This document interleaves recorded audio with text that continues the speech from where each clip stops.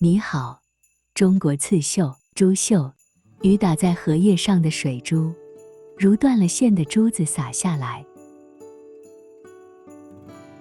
不知是否先人曾观察到这美丽的景致，才有了珠绣的发明。司马迁所作的《史记·春申君列传》中曰：“春申君客3000余人，其上客皆蹑珠履。”可知早在汉代就有了用珠子绣制的鞋子。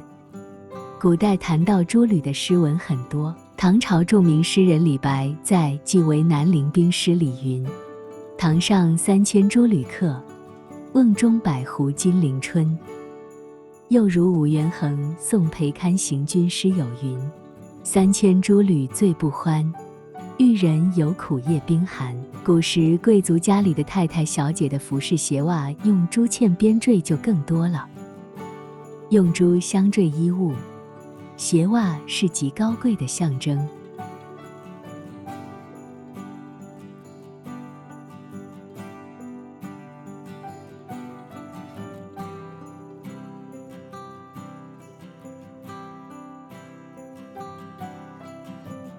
1972年，在内蒙古赤峰出土了一件8团花龙袍，其龙纹均用天然小珍珠刺绣而成，大量的珍珠用于刺绣的龙纹，